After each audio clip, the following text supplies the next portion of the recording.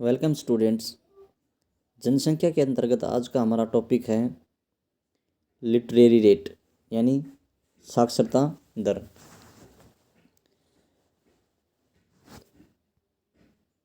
जनसंख्या संगठन के अंतर्गत शुरुआत में हमने पढ़ा था कि जो जनसंख्या संगठन होता है वो जनसंख्या की भौतिक, सामाजिक, आर्थिक, सांस्कृतिक विशेषताएं होती हैं।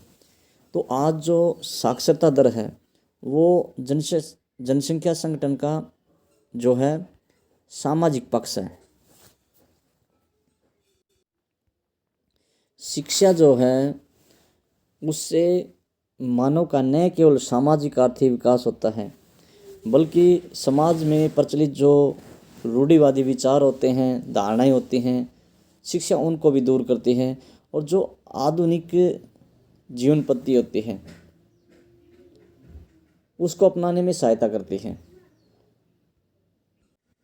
हम जानते हैं कि निरंतर है हमारे समाज में प्रारंभिक समय में अनेक कुरीतियाँ प्रचलित थी, लेकिन जैसे जैसे शिक्षा का प्रसार हुआ है तो वो जो बुराइयां थी वो धीरे धीरे खत्म होती जा रही हैं। आगे है साक्षर और निरक्षर में अंतर या इनका अर्थ। साक्षर क्या होता है? 7 वर्ष या इससे अधिक आयु का कोई व्यक्ति जो किसी एक भाषा को समझ सकता है, लिख सकता है, पढ़ सकता है, वो व्यक्ति जो है साक्षर कहलाता है। जो किसी एक भाषा को समझ सकता है, लिख सकता है और पढ़ सकता है, वो व्यक्ति साक्षर कहलाता है। और एक व्यक्ति जो न तो पढ़ सकता है, न लिख सकता है, न किसी एक भाषा को समझ सकता है, तो उस व्यक्ति को जो है हम इलिटरेट या निरक्षर कहेंगे। तो यहाँ पर इस परिभाषा से पता चलता है कि 7 वर्ष या इससे अधिक आयु का, यानी जो कुल जनसंख्या है, जब हम साक्षरता दर निकालते हैं तो 7 वर्ष से कम आयु के जो बच्चे होते हैं उनको जो है साक्षरता से अलग कर दिया जाता है, चाहे वो स्कूल जा रहे हो या पढ़ना लिखना जानते हो। इसके पश्चात है साक्षरता को प्रभावित करने वाले कारक।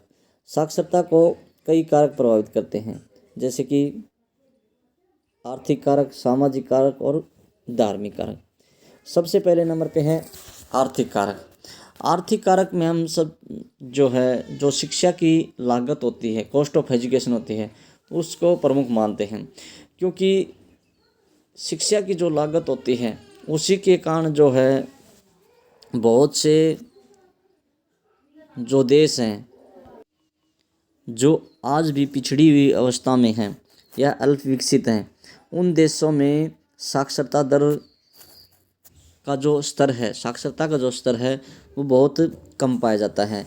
इसके विपरीत जो विकसित देश हैं वहाँ पर साक्षरता का जो लेवल है वो काफ़ी ऊंचा पाया जाता है। और यही कारण होता है कि आज भी नगरों की अपेक्षा जो गांव हैं वहाँ पर साक्षरता दर कम पाई जाती है। दूसरे नंबर पे है सामाजिक कारण। सामाजिक कारण में किसी समाज में स्त्री का जो लेवल है, स्तर है, वो किस प्रकार का है उसको रखा जाता है। यानी कि किसी भी देश में, किसी समाज में स्त्री को यदि समान अधिकार दिए गए हैं, पुरुषों के समान अधिकार दिए गए हैं, समान समझा जाता है, किसी प्रकार का भेदभाव नहीं किया जाता, तो वहाँ पर हम जो है साक्षरता दर अधिक देखते हैं या अधिक देखने को मिलती है। इसके विपरीत जहाँ पर स्त्रियों के साथ भेदभाव होता है वहाँ पर साक्षरता दर बहुत कम पाई जाती है। इसके अतिरिक्त कुछ धार्मिक जो कस्टम्स होते हैं, मान्यताएं होती हैं, वो भी जो है स्त्री की शिक्षा को प्रभावित करती हैं। जैसे कि जो क्रिश्चियन होते हैं, ईसाई होते हैं, उसमें स्त्री और पुरुष की शिक्षा को बराबर महत्व दिया जाता है, इसलिए स्त्री और पुरुषों की जो शिक्षा का स्तर है वो उच्च पाया जाता है। इसके विपरीत जो मुस्लिम महिलाएं होती हैं, मुस्लिम जो समाज होता है उस महिलाओं को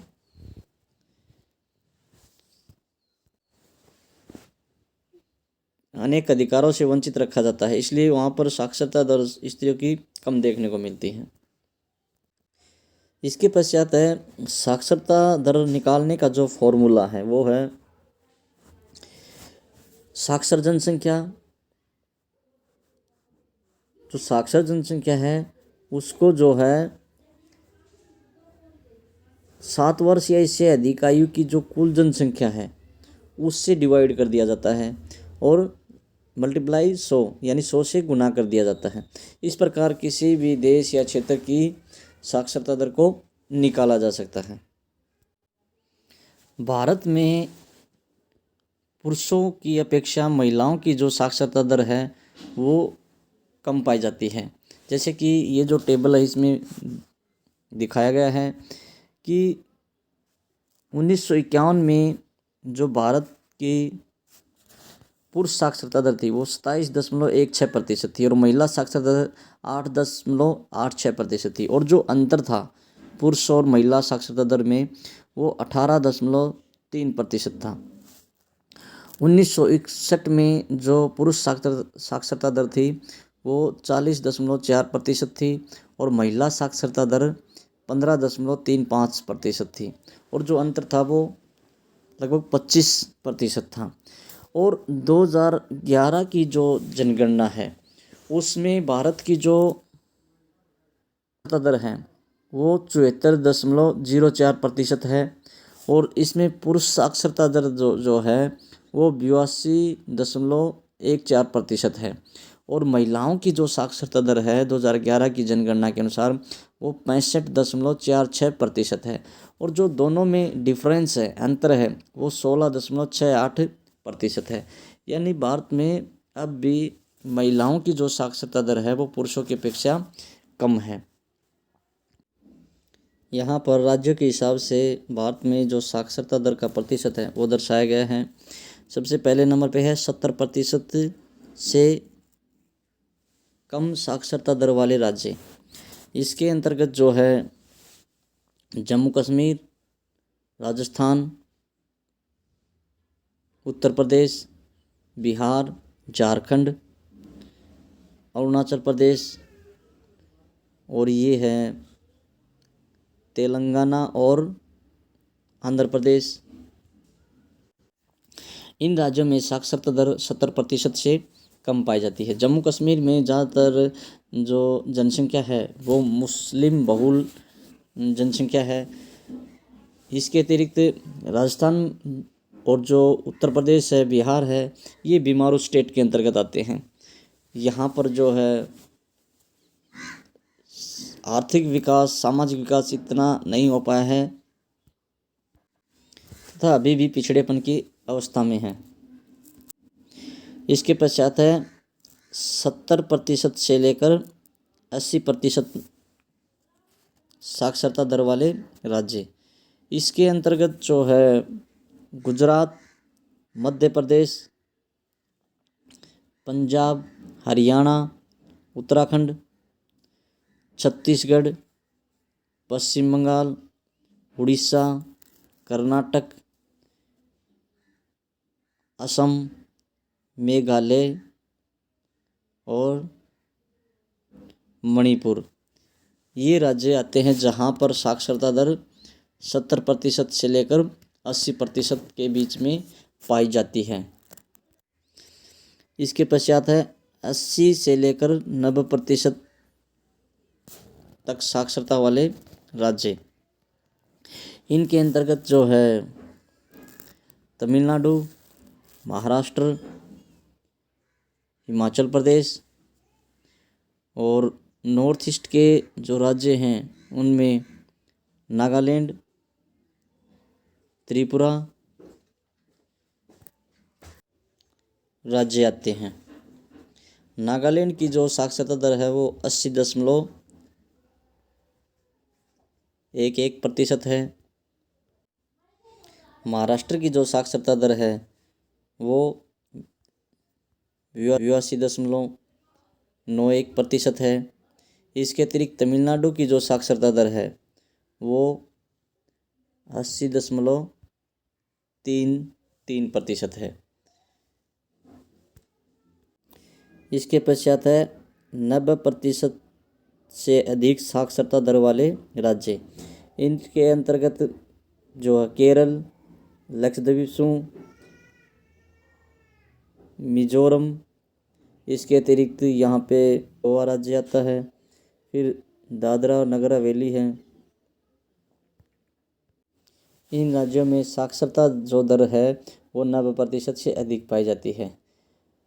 केरल, गोवा, मिजोरम, नागालैंड, मणिपुर, ये जो राज्य हैं ये ईसाई बहुल क्षेत्र हैं। इसके अतिरिक्त यहाँ पर नगरीकरण का स्तर भी अधिक पाया जाता है और यहाँ के लोग शिक्षा के प्रति जागरूक हैं, जिसके कारण यहाँ पर उच्च साक्षरता दर पाई जाती है। इसके पश्चात है भाषाई संगठन या लिंग्विस्टिक कंपोजिशन।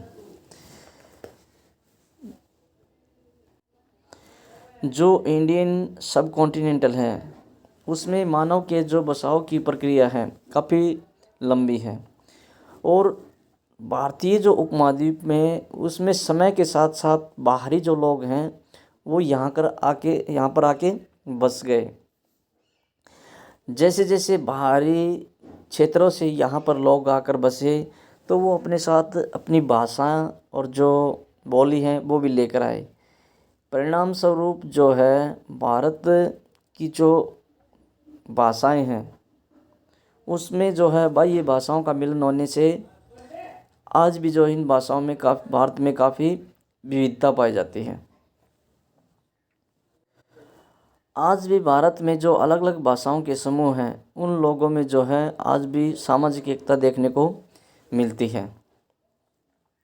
भारत की जो कुल जनसंख्या है उसकी जो 97% जो जनसंख्या है 97% जो पॉपुलेशन है वो 23 भाषाएं बोलती हैं, जिसमें जो 22 भाषाएं भारतीय संविधान के 8वें अनुच्छेद में शामिल की गई हैं और एक अंग्रेजी भाषा।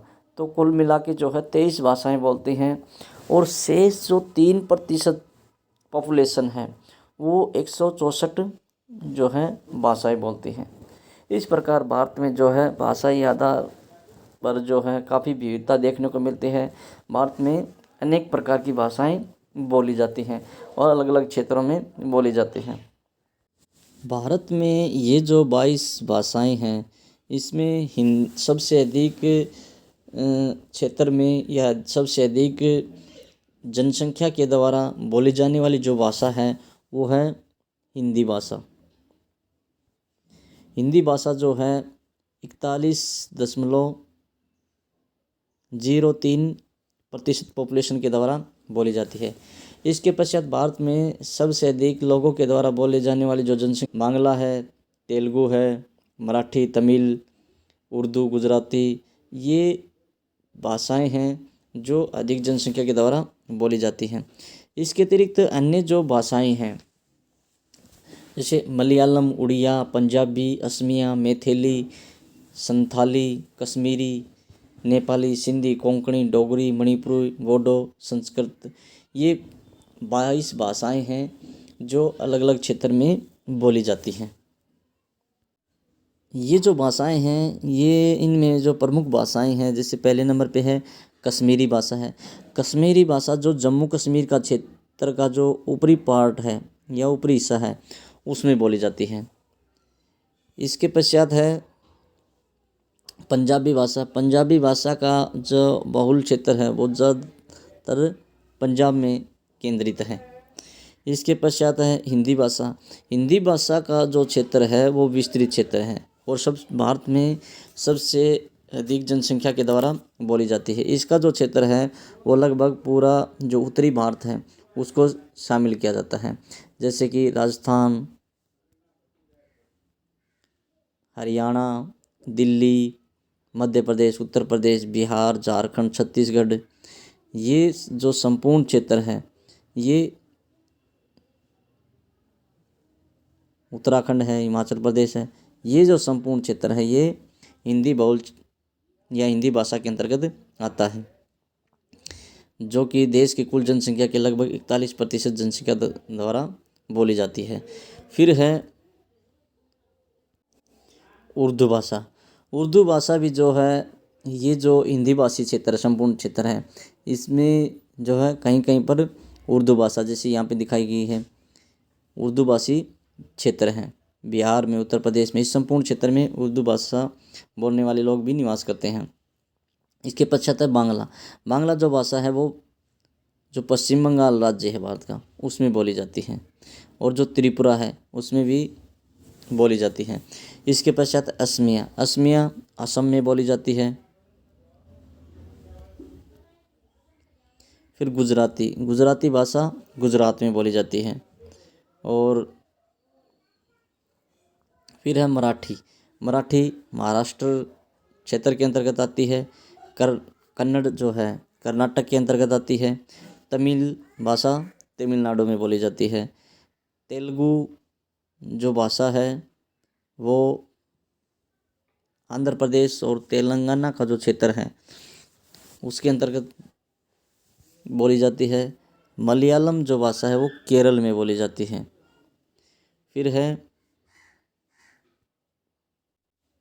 उड़िया। उड़िया जो है उड़ीसा में बोली जाती है। और बाकी जो क्षेत्र हैं वो अन्य के अंतर्गत आते हैं, जैसे कि जम्मू कश्मीर का ये जो क्षेत्र है, अरुणाचल प्रदेश है, नागालैंड है, मिजोरम है। इसके पश्चात है भारत के प्रमुख भाषा परिवार। भारत की जो भाषाएं हैं उनको 4 परिवारों में डिवाइड किया गया है। पहले नंबर पे हैं भारतीय यूरोपीय भाषा परिवार, फिर है द्रविड़ भाषा परिवार, फिर है ऑस्ट्रिक या निषाद भाषा परिवार, फिर है चीनी तिब्बती या किरात जिसको बोला जाता है भाषा परिवार। भारत में सबसे बड़ा जो भाषा परिवार है वो भारतीय यूरोपीय भाषा परिवार है, जो देश की कुल जनसंख्या के लगभग 73% जनसंख्या के द्वारा बोली जाती है के अंतर्गत आता है। इसके पश्चात द्रविड़ भाषा परिवार देश की कुल जनसंख्या के 20% भाग के अंतर्गत आता है। फिर है ऑस्ट्रिक भाषा परिवार, और सबसे छोटा जो भाषा परिवार वो चीनी तिब्बती भाषा परिवार है। सबसे पहले नंबर पे है भारतीय यूरोपीय भाषा परिवार। भारतीय यूरोपीय जो भाषा परिवार है इसका जो उपपरिवार है वो इंडो आर्यन है। इस भाषा परिवार का जो क्षेत्र है, जो बोलने का या वाक क्षेत्र है, वो ये भारत के आसपास, भारत से के जो बाह्य भाग हैं उनमें बोली जाती है। इसके अतिरिक्त भारत का जो उत्तर पश्चिमी संपूर्ण क्षेत्र है उसमें बोली जाती है, जैसे जम्मू कश्मीर का क्षेत्र और पंजाब, हिमाचल प्रदेश, उत्तर प्रदेश, राजस्थान, हरियाणा, मध्य प्रदेश, बिहार, उड़ीसा, पश्चिम बंगाल और असम, गुजरात, महाराष्ट्र, गोवा, ये जो क्षेत्र हैं इस भारतीय यूरोपीय भाषा परिवार के अंतर्गत आते हैं। ज़्यादातर जो उत्तरी भारत का संपूर्ण क्षेत्र है और ज़्यादातर पंजाब, हरियाणा, पश्चिम उत्तर प्रदेश का जो क्षेत्र है, जो खड़ी बोली प्रदेश के अंतर्गत आता है, इस क्षेत्र में बोली जाती है। इसके अंतर्गत जो भाषाएं हैं वो कोहिस्तानी, कश्मीरी, लहदा, सिंधी, गुजराती, मराठी, बंगाली, असमिया, बिहारी, अवधी, बघेली, उड़िया, छत्तीसगढ़ी, पंजाबी, राजस्थानी, नेपाली, पहाड़ी, ये जो की शाखाएं हैं। इस भाषा परिवार की जो प्रमुख भाषा है वो हिंदी है, जो हमारे देश की कुल जनसंख्या के लगभग 41% के द्वारा बोली जाती है। और इसका जो प्रमुख क्षेत्र है हिंदी भाषा का वो जो है बिहार, दिल्ली, हरियाणा, बिहार, हिमाचल प्रदेश, मध्य प्रदेश, राजस्थान, उत्तर प्रदेश, उत्तराखंड इसमें शामिल है। इसके पश्चात है द्रविड़ भाषा परिवार। द्रविड़ जो भाषा परिवार है ये भारत के जो दक्षिणी राज्य हैं उनको इसके अंतर्गत शामिल किया जाता है, जिसके अंतर्गत जैसे कि तमिलनाडु, कर्नाटक, केरल, आंध्र प्रदेश और कुछ भाग मध्य प्रदेश, उड़ीसा, महाराष्ट्र, पश्चिम बंगाल के भी इसके अंतर्गत शामिल होते हैं। तो इसकी जो शाखाएं हैं या वर्ग हैं इसको 3 भागों में विभाजित करते हैं। दक्षिणी द्रविड़, मध्य द्रविड़ और उत्तर द्रविड़। इस भाषा परिवार के अंतर्गत आंध्र प्रदेश में तेलुगु, इसके अतिरिक्त कर्नाटक में कन्नड़ भाषा और केरल में मलयालम इसके अंतर्गत आती है।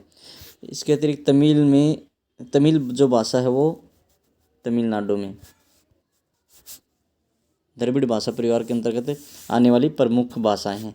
यह भाषा देश की कुल जनसंख्या के 20% लोगों के द्वारा बोली जाती हैं। इसके पश्चात है ऑस्ट्रिक भाषा परिवार। ऑस्ट्रिक जो भाषा परिवार है, यह भाषा इसके परिवार के अंतर्गत 1.38% जनसंख्या आती है। इसकी जो शाखा हैं, वर्ग हैं, इसको 2 भागों में विभाजित किया जाता है, मान खमेर और मुंडा। मान खमेर के अंतर्गत जो है 2 क्षेत्र आते हैं। खासी और जैंतिया की जो पहाड़ियाँ हैं उस क्षेत्र में बोले जाते हैं। इसके पश्चात जो निकोबारी क्षेत्र है, अंडमान निकोबार द्वीप समूह का जो निकोबार क्षेत्र है, उसमें जो है मान खमेर भाषा क्षेत्र के अंतर्गत आता है। फिर है मुंडा। मुंडा जो भाषा परिवार है, जो शाखा है, वो जो है पश्चिम बंगाल, बिहार, उड़ीसा, असम, मध्य प्रदेश और महाराष्ट्र के जो जनजातीय क्षेत्र हैं उसके अंतर्गत जो है मुंडा भाषा ये बोली जाती है। मुंडा शाखा के अंतर्गत ये आते हैं। फिर है चीनी तिब्बती भाषा परिवार। ये भारत का सबसे छोटा भाषा परिवार है। इसके जो उपपरिवार हैं तिब्बती, म्यांमारी और सियामी चीनी 2 भाग हैं। और इसकी जो शाखाएं हैं तिब्बती हिमालय, फिर उत्तरी असमी है, फिर असमी म्यांमारी इसके अंतर्गत आती हैं। तिब्बती हिमालय के क्षेत्र के अंतर्गत जम्मू कश्मीर, हिमाचल प्रदेश और सिक्किम आते हैं। और उत्तरी जो असमी है उसके अंतर्गत अरुणाचल प्रदेश क्षेत्र आता है। और असमी म्यांमार के अंतर्गत असम, भारत का जो असम राज्य है और म्यांमार के साथ लगते भारत के जो राज्य हैं वो आते हैं, जैसे असम, नागालैंड, मणिपुर, मिजोरम, त्रिपुरा, मेघालय। ये जो है असमी म्यांमारी वर्ग के अंतर्गत आते हैं।